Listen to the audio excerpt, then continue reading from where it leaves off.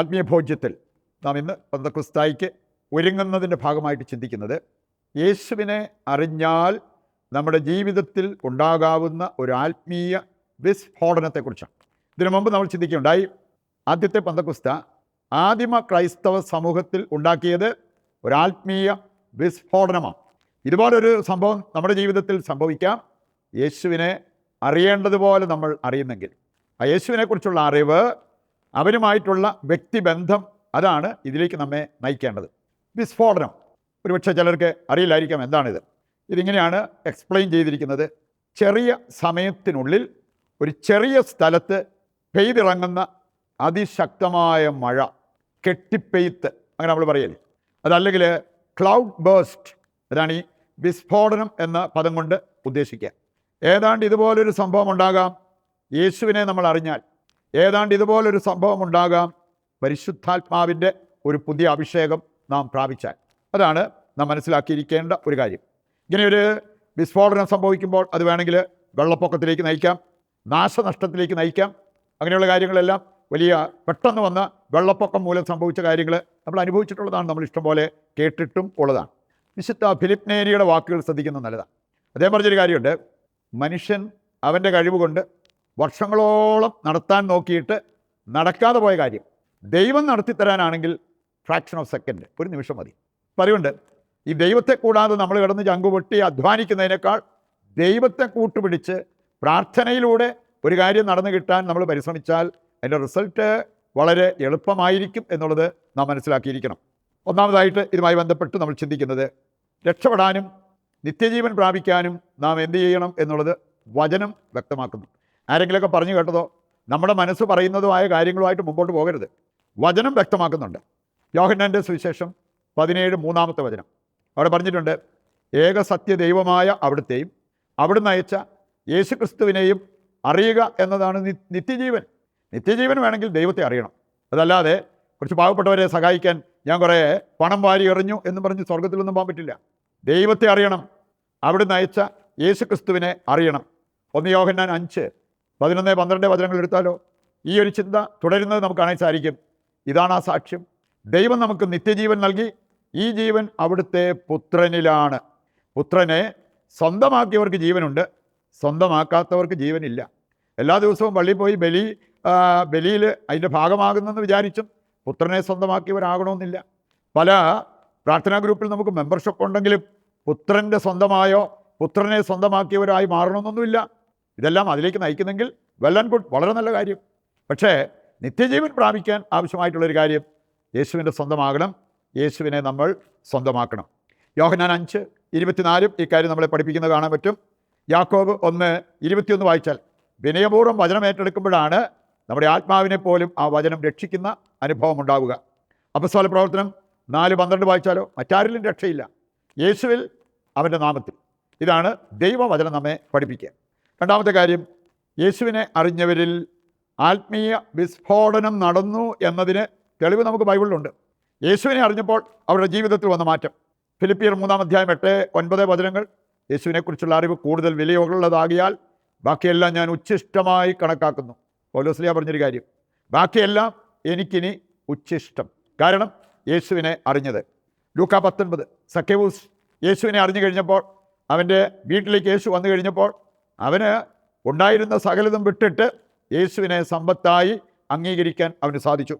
മർക്കോസ് 1:16 മുതൽ വായിക്കുമ്പോൾ അവിടെ നമ്മൾ കാണുന്നുണ്ട്, അന്ത്രയോസും പത്രോസും വല ഉപേക്ഷിച്ച് യേശുവിനെ അനുഗമിക്കുന്ന ഒരു രംഗം. പിതാവ് സെബദിയെ സേവകരെ ഏൽപ്പിച്ചിട്ട് യാക്കോബും യോഹന്നാനും യേശുവിനെ അനുഗമിക്കുന്നതും ഈ വചനഭാഗം തുടർന്ന് വായിച്ചാൽ നമുക്ക് കാണാൻ പറ്റും. മർക്കോസ് 2:13 മുതൽ വായിക്കുമ്പോൾ ലേവി ചുങ്കസ്ഥലത്ത് നല്ല ജോലിയും വളരെ നല്ല ശമ്പളം ഉണ്ടായിരുന്ന പരിപാടിയാണ്, എല്ലാം ഇട്ടെറിഞ്ഞിട്ട് യേശുവിനെ അനുഗമിക്കുന്നത് കാണാൻ പറ്റും. മത്തായി 8:19 മുതൽ വായിക്കുമ്പോൾ നിയമജ്ഞൻ അവൻ വിളിച്ചു പറഞ്ഞൊരു കാര്യമുണ്ട്, കർത്താവേ നീ പോകുന്നിടത്തെല്ലാം ഞാൻ നിൻ്റെ കൂടെ വരാം. എന്നൊക്കെ അവൻ്റെ ജീവിതത്തിൽ വന്ന മാറ്റം. ഇവിടെ എല്ലാം നമ്മൾ കാണുന്നത് യേശുവിനെ അറിഞ്ഞു കഴിഞ്ഞപ്പോൾ ഒരു വിസ്ഫോടനം അവരുടെയൊക്കെ ജീവിതത്തിൽ സംഭവിച്ചതിനെക്കുറിച്ചാണ്. അവസാനമായിട്ട് ആരാണ് യേശു നമ്മൾ അറിഞ്ഞിരിക്കണം. അറിവാണ് ഇതിലേക്ക് നമ്മെ നയിക്കുക. യോഹന്നാൻ 4:25 വായിച്ചാൽ അവിടെ പറഞ്ഞിരിക്കുന്ന ഒരു കാര്യം, സമറിയക്കാരിയോട് അവൻ പറഞ്ഞു, നിൻ്റെ മുമ്പിൽ നിൽക്കുന്നവനാണ് അവൻ. ആരാ? മിശിഹ, ക്രിസ്തു. ഈ രണ്ട് പദങ്ങളാണ് അവിടെ കൊടുത്തിരിക്കുന്നത്. മിശിഹ, ദി അനോയിൻറ്റഡ് വൺ, അഭിഷിക്തൻ. ക്രിസ്തു എന്ന് പറഞ്ഞാൽ രക്ഷിക്കുന്ന ദൈവം. യേശു പറഞ്ഞു, ആ ദൈവമാണ് നിൻ്റെ മുമ്പിൽ നിൽക്കുന്നത്. അവൾ വിശ്വസിച്ചു, അവൾ രക്ഷ പ്രാപിച്ചു.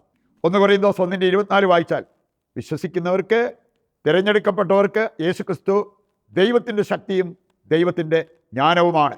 ആ ഒരു കാര്യം മനസ്സിലാക്കി അംഗീകരിച്ചാൽ നമ്മുടെ ജീവിതത്തിൽ ഈ വിസ്ഫോടനം സംഭവിക്കും. ഹെബ്രായർ 1:3, മഹത്വത്തിൻ്റെ തേജസ്സും സത്തയുടെ മുദ്രയുമാണ് യേശു ക്രിസ്തു.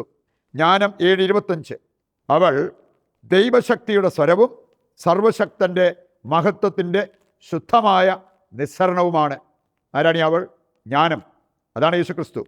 ഹെബ്രായർ 13:8 പറഞ്ഞിട്ടുണ്ട്, യേശു ഇന്നലെയും ഇന്നും എന്നും ഒരാൾ തന്നെയാണ്. അവസാനമായിട്ട് യേശു സകലതും അറിയുന്ന ദൈവമാണ് എന്ന് വചനം വ്യക്തമാക്കുന്നുണ്ട്. നമ്മളെ അറിയുന്ന, നമ്മുടെ സകല കാര്യങ്ങളും അറിയുന്ന ദൈവമാണ് നമ്മുടെ യേശു. മത്തായി 17:27 മുതൽ വായിക്കുമ്പോൾ, ഒരു മത്സ്യത്തിൻ്റെ ആ വായ്ക്കകത്തിരുന്ന നാണയം അത് കണ്ടിരുന്നവനാണ് യേശു എന്ന് നമുക്ക് കാണാൻ പറ്റും. മർക്കോസ് 9:33 മുതൽ വായിക്കുമ്പോൾ, വഴിയിൽ വെച്ച് ശിഷ്യന്മാർ ഡിസ്കസ് ചെയ്ത് സംസാരിച്ച വിഷയം എന്താണെന്ന് അവരുടെ അടുത്തില്ലായിരുന്നെങ്കിലും യേശു അതറിഞ്ഞു. ലൂക്കാ 19:28 മുതൽ വായിക്കുമ്പോൾ അവിടെ നമ്മൾ കാണുകയാണ്, ആ ഓശാനയ്ക്ക് വേണ്ടി ആരും കയറിയിട്ടില്ലാത്തൊരു കഴുതക്കുട്ടിയെ നിങ്ങൾ കാണും, അതിനെ അഴിച്ചുകൊണ്ട് വരിക. അഴിക്കാൻ തുടങ്ങുമ്പോൾ അവർ ചോദിക്കുന്ന ചോദ്യം, അതിന് മറുപടിയായിട്ട് പറയേണ്ടത് എല്ലാ കാര്യങ്ങളും കർത്താവ് പറഞ്ഞു കൊടുക്കുന്നത് കാണാൻ പറ്റും. ലൂക്കാ 22:7 മുതൽ വായിക്കുമ്പോൾ പെസഹ ഒരുക്കുന്നതിനെക്കുറിച്ച്, ഇനി അതിന് നീ ചെല്ലുമ്പോൾ വെള്ളം കോരിക്കൊണ്ട് പോകുന്ന ഒരാളെ കാണും, അവരെ അനുഗമിക്കുക, എന്നിട്ട് അവരോട് പറയുക, നിൻ്റെ വീട്ടിൽ പെസഹ ഒരുക്കണം. സകല കാര്യങ്ങളും കർത്താവ് അറിയുന്നവനാണെന്നല്ലേ ഈ വചനഭാഗങ്ങളെല്ലാം നമ്മെ ഓർമ്മിപ്പിക്കുക. ഈ ദൈവം അറിയാതെ ഒരു മുടി പോലും നമ്മുടെ തലയിൽ നിന്നും കൊഴിഞ്ഞ് താഴെ വീഴത്തില്ല. ആ ഒരു ബോധ്യത്തോടെ നമ്മെ അറിയുന്ന, നമ്മെ കരുതുന്ന ഒരു ദൈവം നമുക്കുണ്ടെന്നുള്ള ആ ബോധ്യത്തിൽ ജീവിക്കുവാൻ നമുക്ക് ആഗ്രഹിക്കാം. ഈ ഒരു ആത്മീയ വിസ്ഫോടനം യേശുവിനെ അറിയുന്നതിലൂടെ നമ്മുടെ ജീവിതത്തിൽ ഉണ്ടാകുവാൻ ആഗ്രഹിച്ച് പ്രാർത്ഥിക്കുകയും ചെയ്യാം. നമ്മളിന്ന് ഒരു കോമൺ യോഗമായിട്ട് വയ്ക്കുന്നത് യേശു ക്രിസ്തുവിനെക്കുറിച്ച് ശരിയായ അറിവില്ലാത്തവർക്ക് അറിവ് ഉണ്ടാകാൻ വേണ്ടി. നല്ലവനായ ദൈവമേ, ഞങ്ങളങ്ങേ സ്തുതിക്കുന്നു. ഉത്ഥാന ലഹരിയിൽ പ്രാർത്ഥിക്കുന്ന ഞങ്ങളുടെ എല്ലാ ആവശ്യങ്ങളും നിറവേറ്റി തരികയും പാപത്തിൽ വീഴാതെ ഞങ്ങളെ പരിപാലിക്കുകയും ചെയ്യണമേ. ഞങ്ങൾക്ക് വേണ്ടി ഉത്ഥാനം ചെയ്ത യേശുവെ, അങ്ങയോട് ഐക്യപ്പെട്ട് വിശുദ്ധ ജീവിതം നയിക്കാനും ഉന്നതത്തിലുള്ളവയെ അന്വേഷിക്കുന്നവരാകാനും ഞങ്ങൾക്ക് വരമരുളണമേ. ആമേൻ. നമ്മുടെ എല്ലാ ആവശ്യങ്ങളെയും ദൈവകരങ്ങളിൽ ഏൽപ്പിച്ചുകൊണ്ട് ദിവ്യകാരുണ്യത്തെ നമുക്ക് സ്തുതിച്ച് ആരാധിച്ച് ആശീർവാദത്തിനായിട്ട് നമുക്ക് ഒരുങ്ങാം. യേശുവെ നന്ദി, യേശുവെ സ്തുതി, ഹല്ലേലൂയ. യേശുവെ ആരാധന, യേശുവെ ആരാധന. കർത്താവേ, ഞങ്ങളുടെ എല്ലാ ആവശ്യങ്ങളും അവിടുന്ന് ഏറ്റെടുക്കണമേ. അവയെല്ലാം ഞങ്ങൾക്ക് നടത്തി തരണമെന്ന് ഞങ്ങൾ പ്രാർത്ഥിക്കുന്നു. യേശുവെ നന്ദി, യേശുവെ സ്തുതി.